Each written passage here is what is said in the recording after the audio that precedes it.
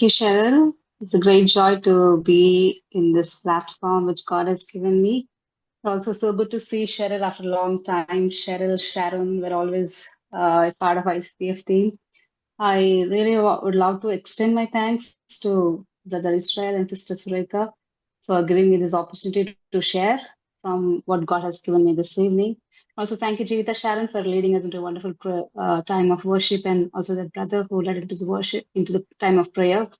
So I don't want to waste even a single second of time because this topic is, we all see it in our families, in our friends, and we hear it in many places in recent days where we hear of deaths because of depression and the things that they're going through. But I would like to take you through what God has given me in my heart, and let's see how we can overcome these things. And also, we will see how we can help others to overcome these things also. So, before starting my sermon, I just want to quote a statement which Charles Spurgeon has said. He said, "Consider how precious a soul is when God and devil are for it, right? Are after it." So God is after a soul, and at the same time, more greater force, the devil is also after a soul. So we should understand how precious a soul is. That is, how precious a person is to God, and also the devil want to take it away from God's hand. So we have to remember that thing. And also we know that when one person is saved or one person comes into the kingdom of God, the whole heaven rejoices. It's written in Luke 15:10. So such great preciousness is there in a person's soul.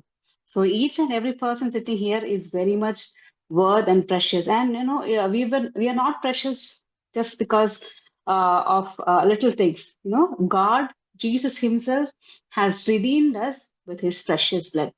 We are so precious to God. But the devil, from the first time from the Garden of Eden, he is very jealous.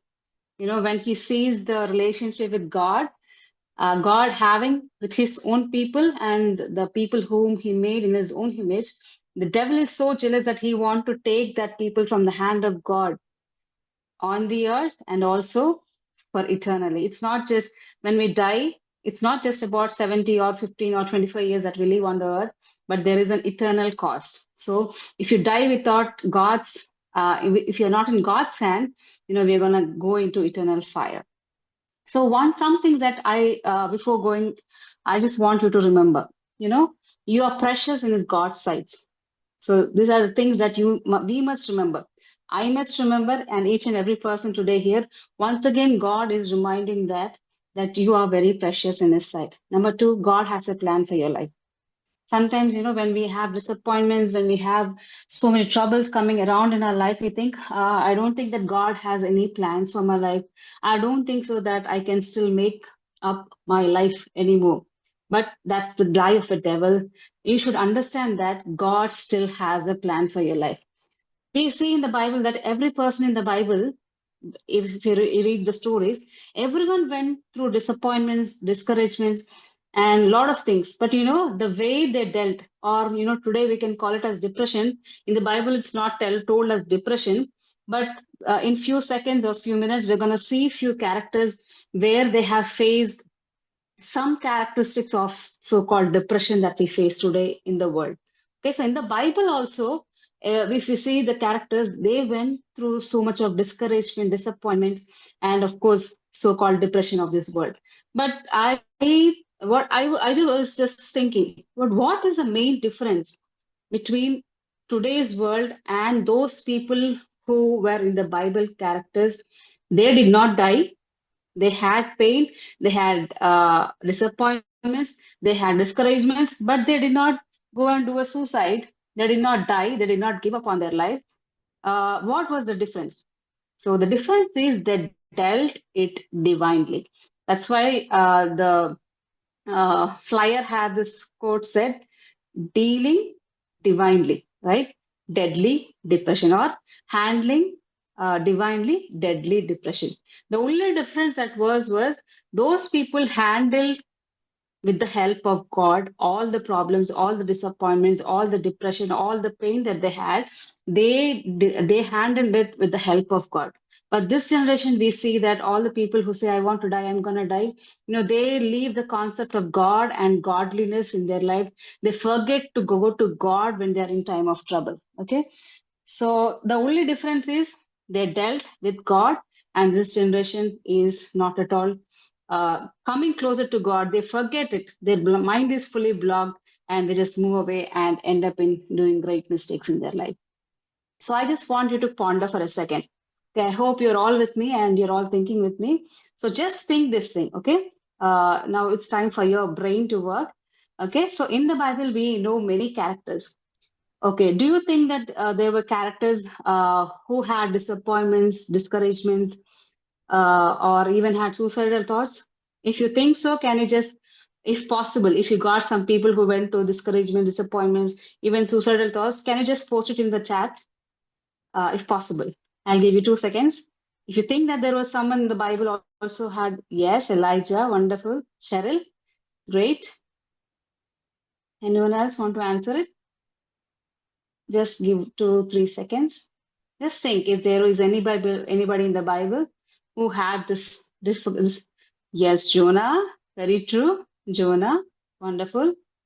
Yes, you're all with me. Moses, did he go to his? Yeah, he had. So he went to God and cried out. Yeah, of course he had trouble. Wonderful. Yeah, thank you for responding. Okay, in the same time, I want you to think, is there any person in the Bible character who had suicidal thoughts and went and died? He did suicide. Do you remember any person in the Bible? Such a person who had, yes, right. Who is his R? I don't know, but wonderful. Judas Iscariot. So we see both the things in the Bible. Okay. But we're gonna see now. We'll just go through few characters that I have taken for this day and see what was the difference. Why did Judas did in that way, and why did other people of God, even though they had disappointments, did not go to die or give up their life?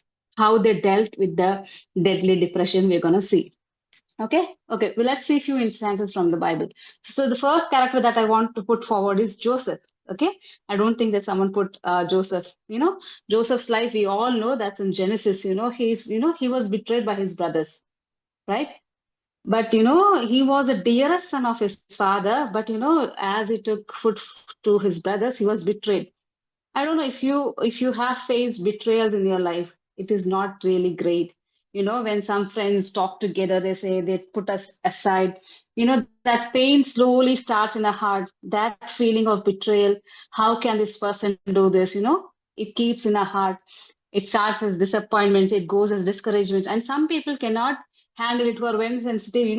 It goes to depression. They'll not talk. So Joseph had this betrayal. His brother just betrayed him. He also was sold.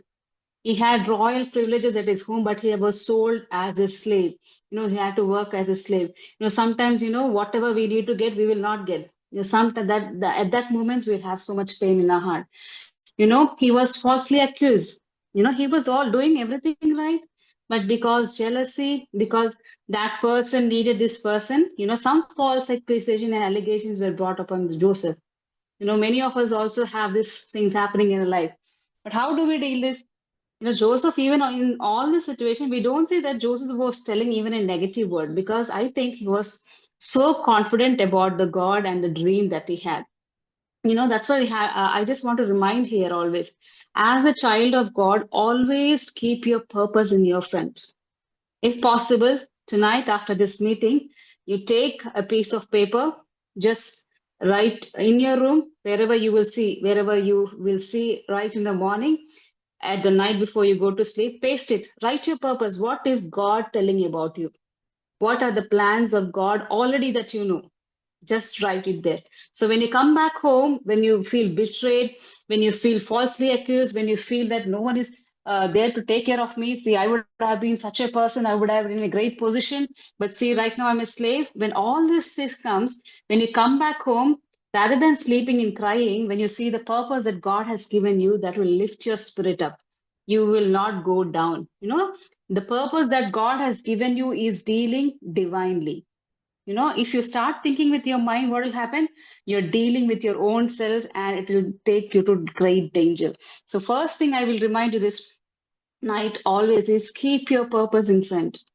Okay, when you come back to room, you think, okay, all these things has happened to me. People betrayed me. I had false accusation, allegations. But what is God telling about me even this night? That one purpose that you're dealing divinely, that you take a time to see what God is telling about you will release you from that pain, and you will be in full joy. Next day, you can be happy. You'll not go into that depression. So the patience of Joseph is commendable, right? So he did not say any negative word, but I think that he always kept God's plan and the dream always in his heart. So Joseph dealt with that pain or disappointment or discouragement divinely. So what happened to Joseph? We all talk about Joseph. He became the second highest position in that country, in the Egypt, who was like sold like a slave.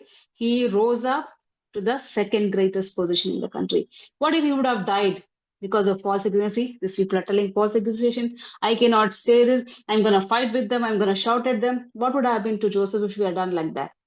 Would have never been such a person, right? So, if you deal divinely with the knowledge of God, you can raise to that great positions, even though false accusations, even though betrayals, even though disappointments, great things, all things happen. If you keep your purpose in front and deal divinely, you can rise up to higher positions in your life. Second persons, I think uh, someone mentioned Elijah. This person had a clear suicidal thought. You know why? Because I'm going to read from verse from it says 1 Kings 19:4. It says, I have had enough, Lord. He said, take my life. I'm no better than my ancestors. He's telling, please kill me. He is not killing himself, but he's telling, Aap mera jaan le lo. Sometimes we are scared. Oh, I cannot die. If I die, I'll go to hell. We are scared. That's why most of the people might not have died. I don't know. Okay. But we are scared to take our own lives. But, the same way Elijah was telling, it's enough, Lord, I cannot. Because this woman called Jezebel, he was telling, I'm going to kill you tomorrow. So there was a very clear agenda of the devil upon his life. He was an anointed man of God, but still he was scared. He was just like us. What was the feelings that Elijah went to? He had intense fear. He was so scared of Jezebel. Sometimes, even, we read the news that just because people are unable to face interviews, or people because they are unable to face examinations, or because they fail in the examinations, they die. They have that fear, intense fear. Oh, I cannot do anything. I cannot pass in this subject. That intense fear even Elijah had. He was, what he did immediately, he isolated himself. Many of the people who had, disappointments, what will they do? They'll just sit in the rooms, isolate themselves. They'll not talk to any people. The same thing Elijah did. He was exhausted. He said, I cannot do this. Exhausted fully. Sometimes, we tell, I cannot do this. I cannot do this. We tell these words. And the suicidal thoughts, Lord, you take my life. I cannot live even for a single day. Feelings of worthlessness, because the sound of Jezebel is very strong in his ears, that saying, I'm gonna kill you. See what sound is very strong in his ears right now? The sound of Jezebel. When that was there, he was in intense fear. He isolated himself. He got exhausted. He had suicidal thoughts.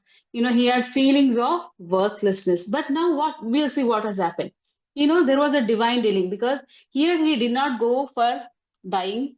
He did not go to hang himself, but he just says again, puts God in this statement. He said, I'm not better, but you take my life, God. He brought that to a divine connection. There are some times in our lives where we come exhausted, where we feel, I'm worthless, where we feel, even though we do great things for God, even though we stand for God, the things that we hear about us, or the things that we hear that people are planning for our lives, we are so scared, and we say, I am done. But Elijah, what did he do? He said, God, you take my life away. So he dealt it divinely. He went to God. So what happened? We'll see how God responds to Elijah. God did not rebuke Elijah. He understood that he is a man. Of course, he can have disappointments. Of course, he will go through pain. What did God do? He did not say, you, Elijah, you are an anointed man of God. You should not go through fear and all. He did not tell anything that. But what did he do? He did three things. God did three things. One thing, first thing is he gave rest and food. We all know, right? He gave nice food. He sent it through raven, and he said, "You sleep." So rest and food. Even God knows when we go through discouragement, when we go through pain, we need rest and food. We need to sleep tight. Many of us, because we have tension, we're like, oh my God, now my brain will explode, my heart will explode. I'll give you a suggestion. Please leave it to God. Tell to God, have nice food and sleep for the night. And you will see the hand of God working for you. And then a gentle presence of God. The second thing that God gently after all the talk, God reveals himself in a gentle presence, not scaring him, a gentle presence, a soothing touch for Elijah. Then again, what I said in the beginning, he said the perspective and purpose of Elijah. He reminded Elijah, no, this is not your last day. You have got greater things to do in your life. You have to anoint kings. You have to go a long way. So this is not your end. So God is reminding Elijah, who want to die, who is telling, I'm gonna die, he's crying. But God reminds him, Elijah, you have a greater purpose. And no, after that, you know what happened? Elijah again moves on as an anointed man of God, and he anoints other people, even kings also in his ministry. What if Elijah would have died? Would have not finished his purpose. But because Elijah dealt divinely with the help of God, because he went to God and told openly, he said, Lord, I cannot do this anymore. Lord, I'm feeling so bad. Lord, I'm feeling isolated. Of course, you can isolate yourself in prayer when you feel so hard to carry the burdens of the ministry or whatever your studies or the things that is happening around your life, you take a break, isolate yourself and take one day break and go and pray in the presence of God, and you will see that God will remind you the purpose and he'll bring you the strength within yourself. So Elijah also dealt divinely and God reminded him his purpose. Joseph kept purpose before him, and Elijah was also, when he wanted to die, God reminded his purpose. That is, God reminded what he had to do. So he kept going. Third person that I want to remind is Hannah. We all know, Hannah, she was a wonderful woman. She was married, but she had a lot of pain. Why? Because I'll read once again from the verse, First Samuel, verse 1, 6 to 7. Because the Lord had closed Hannah's womb, her rival kept provoking her in order to irritate her. This went on year after year. It's not just one day. You know, there was another woman called Penina. She was always irritating. Sometimes in our lives, people irritate us a lot, right? Every day when we see, yes, that thing, this thing, irritation. So she was so much in pain, and her rival was always provoking her, not just 1 or 2 days or months, but year after year. She had no fruit of the womb. She was being provoked continuously. What Hannah faced, she was publicly ashamed, misunderstood by others. She was praying, she had her own burdens, but someone else thought, oh, because this woman is so bad, she's crying and all. But the truth is, that's not the truth. People started misunderstanding her. She was emotionally provoked and humiliated. All these things she went through. Sometimes people go through these things but end up very remorsely. But what did Hannah do? Hannah also dealt divinely. She decided to go to the temple. She opened her mouth and prayed in the presence of God, poured out in the presence of God. And God, through the servant of God only, he gave a beautiful answer. And what has happened? She became the mother of first prophet in the whole Bible, Prophet Samuel, the greatest prophet, right? What if she had died? What if she had taken it as a deadly depression and said, I cannot be fruitful?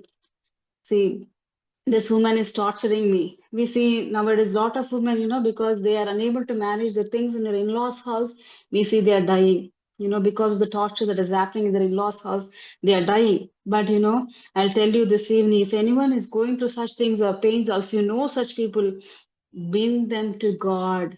Let God deal with their life, and God is gonna make their life so beautiful that we're gonna remember like Hannah.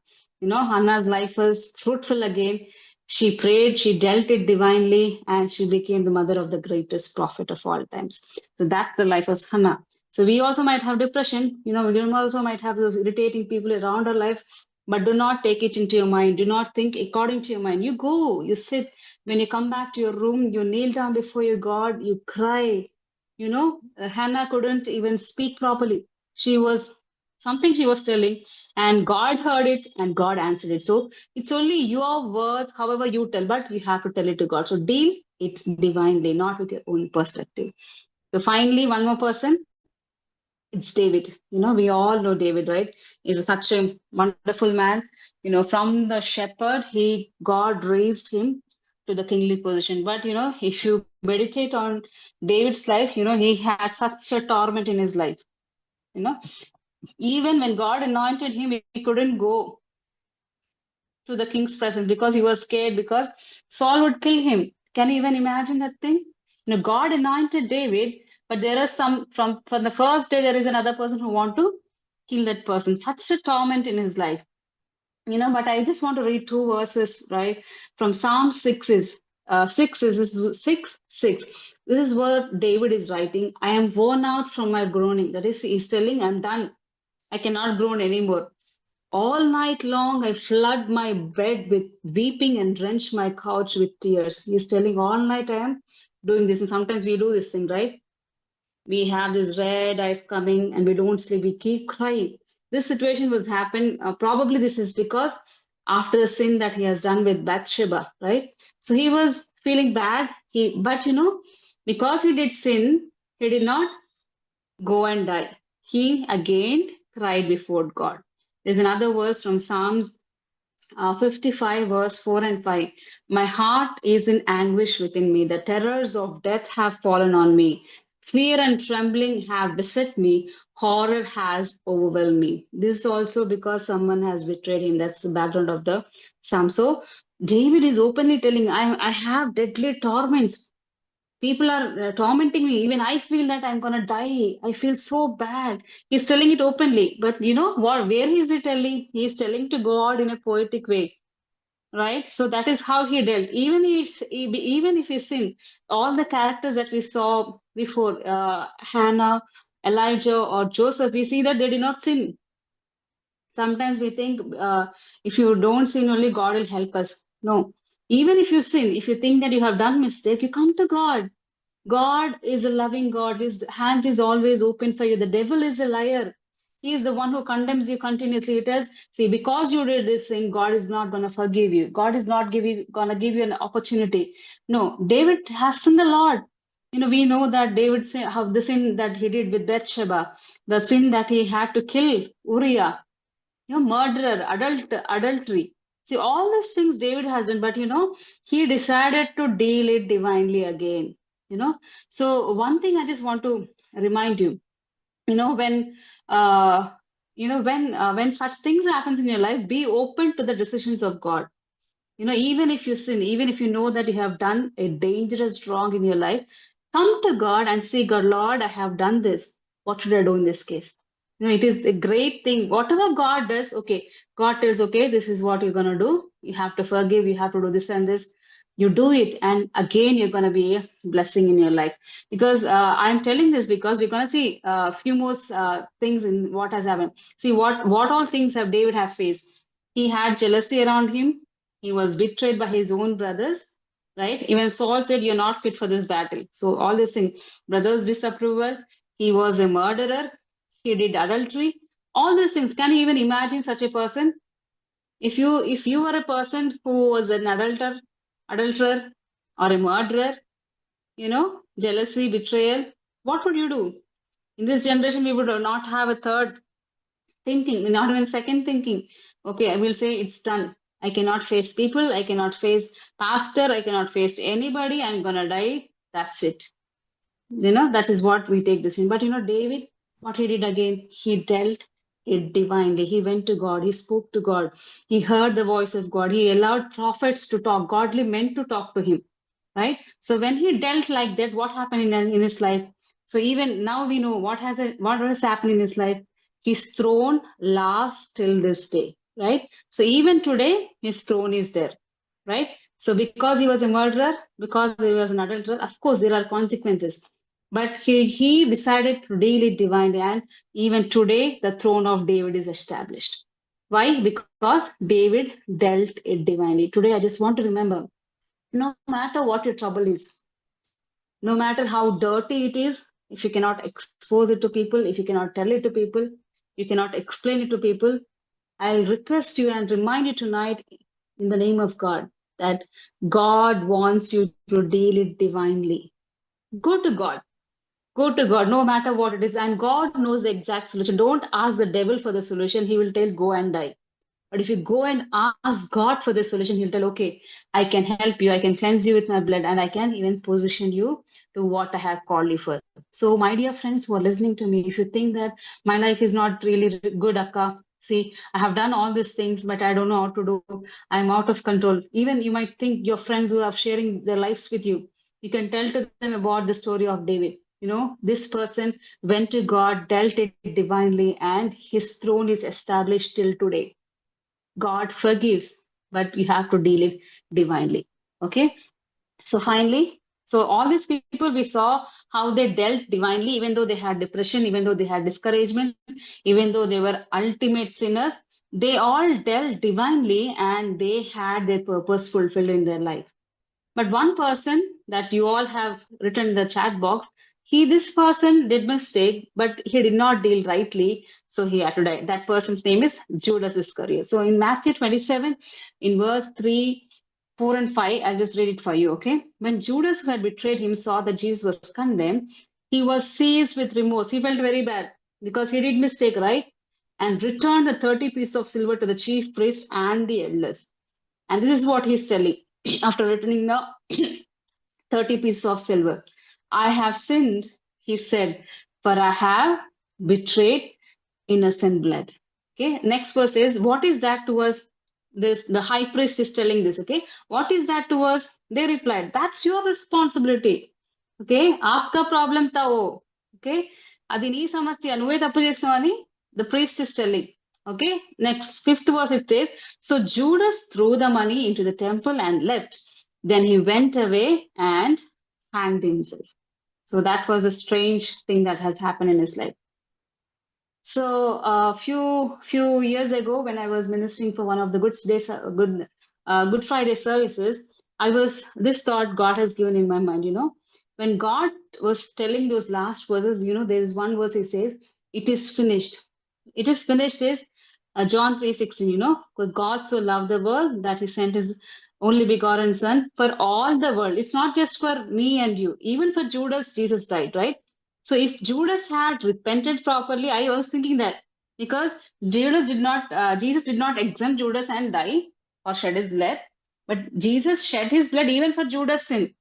But the way that Judas dealt was not right. So I felt that thought came into my mind. So what was the mistake that Judas had did? He did not deal divinely, right? All the other people we say they were crying before God. But where was this man crying? He was the closest one of the luckiest disciple. I was always thinking if I was in that age, I wanted to be with Jesus, and he had the privilege to be with Jesus. And such a man, instead of talking to God, instead of talking to Jesus or praying, what did he do? He went and spoke to people who did not understand anything about this thing. Okay, so he was telling before the people, I have sinned. He is telling before the people, I betrayed innocent thing. But you know what this priest did? They said it's your responsibility. So this is one of the statements that really is taking the lives of people. When people tell it's all because of me, I cannot do anything more. And in recent days, more than people who encourage and support people through this phase and bring them out, there are people who tell people, those youngsters or who, whatever they might be, they continuously remind them, your fault, your fault, your fault. No, of course, there is a mistake, but there is a way that we need to deal with such people. We should never tell, even if it's your fault, God is able to bring you out. I feel that if there was someone else to tell him, or one of the other disciples, if he had confessed with any other disciples that I have done this, I don't know what to do. I'm sure that disciples would have prayed with him and asked for forgiveness, and he would have been an apostle of God. But the way he confessed to the priest, who is not least concerned about the heart of God, that made him think again and again, and went. That's why he went and hanged himself. So, my dear young people and everyone seated here, I always want to remind you, be careful to whom you tell your problems. No matter you just if those person are spiritually matured, go and tell to them. They will build you up and bring you out of the depression. But there are people who torment you. That's what I was just thinking. You have to be a mentor, not a tormentor, right? So it's our duty to be mentors, not tormentors to such a generation. So it's our duty to mentor them and tell, okay, God can deal this problem also. Okay, we'll ask God together. But let's not be like the priest who said it's your responsibility. They were all part of the game, and right now they are putting this thing upon this Judas. That's why he hanged.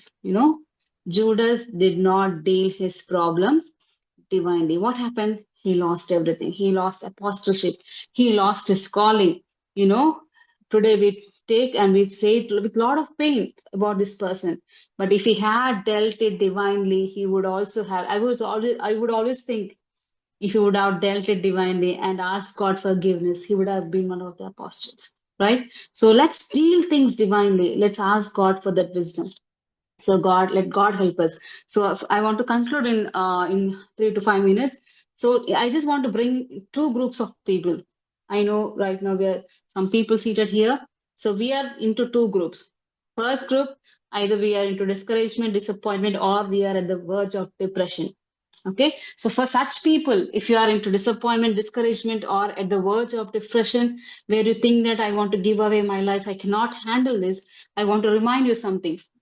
Even if you go through so many problems, there is a solution, right? There is a solution for your trouble. There is a solution for your sin. There is a solution for your past. If anybody says, no, there is no solution, it's your responsibility, you have to deal, that's a lie of the devil.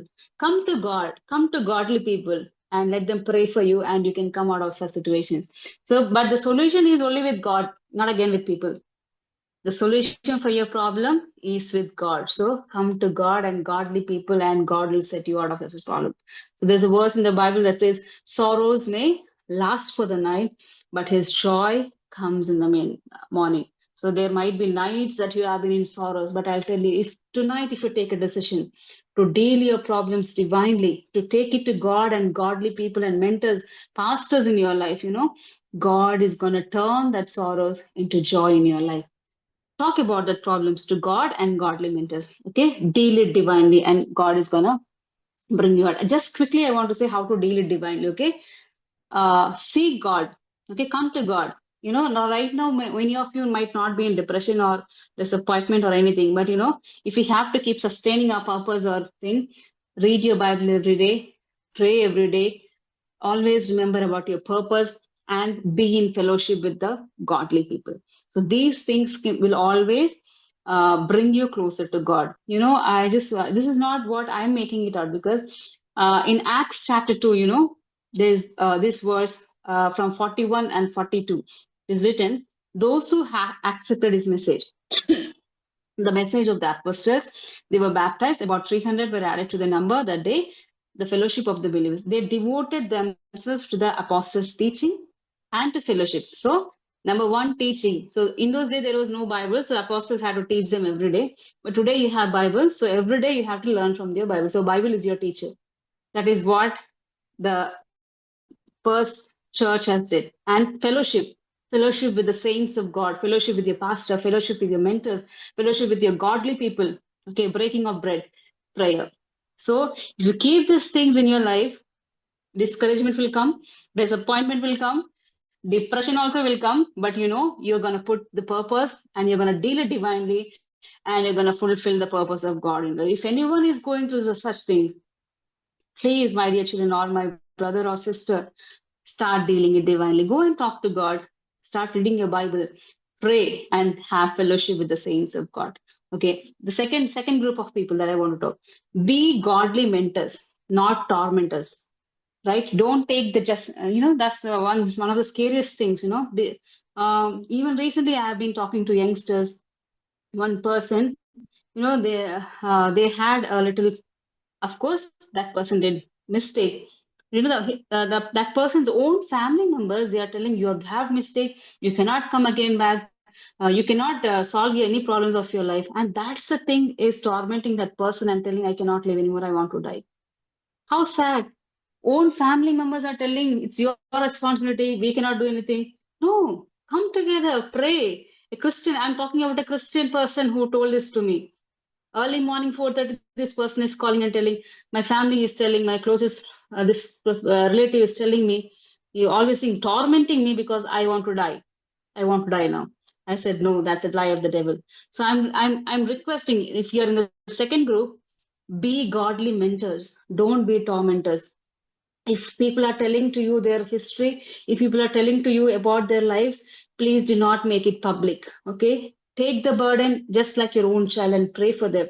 Tell them that their life has a solution in God, because God is all powerful. We might think, okay, what solution in this place? But when we got to go to God about this person, God will tell you, God will give you wisdom to tell about this person. And I went and prayed about this person. I did not tell to anyone, but now I see that person is coming out of the depression, of the deadly depression. you know be mentors, not tormentors. Okay, if you're in the second group, if you don't have depression but you're dealing with youngsters, and if you are trying to build people up, do not be tormentors, be mentors. Don't laugh at others problem. God can deal that problem also. Okay, don't be like the religious leaders, that priest who said your responsibility. No, it's not your responsibility. Of course, consequences of sin, that it's our duty to tell the mistakes. I tell it very clearly. See, in these areas you have done mistake, but together we're gonna ask the God's guidance in this place. So mistake is mistake, but there is a way that we tell. So let's not tell like the priest who said it's your responsibility. Immediately Judas went and hanged. So it's not like that. Okay, so it's not their responsibility at the moment. We take it together. We take it to God. We pray together. We pray for forgiveness and we seek God, Lord, what is your thing about this thing? Okay, then God will give solution. Let's not be like the priest who condemned, very open, forward in their face. So if you're in the second category, be a godly mentor, don't be a tormentor, don't be that type of priest who condemns that person, but be responsible. You take the responsibility, pray for that person till that person come to a normal level. So I just have few more minutes. So recently I had a story of disappointment and the why I chose this topic is because I personally went through this phase of life, because it was a deadly depression where I felt I have to give away my life because of so many things, one after the other, yearly, so many things had stuck in my heart. I was praying, I was, talking to God, but there came a time where I need some help. Initially people thought I was just uh, talking something, because they never saw a Sharon who was fully down or discouraged. But even my parents did not believe. But I used to shut myself in the room for a while. I used to not go out. I was not interested in singing or praying or anything. So my parents slowly understood, because both my parents are pastors. They understood, okay, Sharon is having. They started praying over my life. They did not condemn me. They did not condemn me for anything. I told so many things of my life, and they said, Sharon, okay, we'll pray for you. Then I went to godly pastors and mentors. There was one pastor. I said, my heart is feeling very heavy. I don't feel like living my life at all. So this pastor, who was very old, he had so much problem in his lungs also, but he fasted and prayed for me. That was the joy I had. As his own child, he fasted 2 days and he prayed for me, and he made sure that I'll be free from this thing, right? That heaviness of heart that I had. And this pastor prayed for me. That mentor stood in the gap and they pray for me. And today, if I'm standing like this, if I'm speaking like this, maybe 6 or 8 months before, it's not long ago. 8 months before, this Sharon was not the same. I was into depression. I was on the bed always. I cannot go and work. I cannot cook. I cannot go around. I cannot do anything. But all I used to do is just lay down on my bed morning to evening, because that pain was very strong. But I thank God for godly mentors, the godly parents and godly pastors, not such priests who condemn. You know, they prayed, they lifted me up, and I'm strongly, telling this thing and preaching the word of God, and I'm into my purpose again. This is what we need to do. This was my story. So I encourage, if the pastors are there, if mentors are there, please be a godly mentor to people, because there are a lot of people around them. If we do not know how to deal with them, go to God, pray for them, ask godly wisdom, and God will bring, I'll tell you for sure, God will bring such people out of, if God could bring me out of depression, deadly depression, I'll tell you, He can deliver every person who is going through that deadly depression. Recently, I have been praying for that person also, whom I shared earlier. That person also I prayed, and that person is coming out now. Every person has a solution, but be a godly mentor, not a tormentor. And if anyone is going through depression, discouragement, and disappointment, please come back to God, deal it divinely, go to that godly mentor who can help you, open your heart fully, and God is going to deliver us fully. So I just want to thank everyone for carefully listening to this sermon, which is very important. So let's be godly mentors, not tormentors. And if you're in depression, I pray that God will deliver you and you have a solution. And God is going to fulfill the plan of God in your life, which is very beautiful, right? So thank you so much. If you have any questions, kindly let me know. Over to Sharon. Thank you, Akka. There's one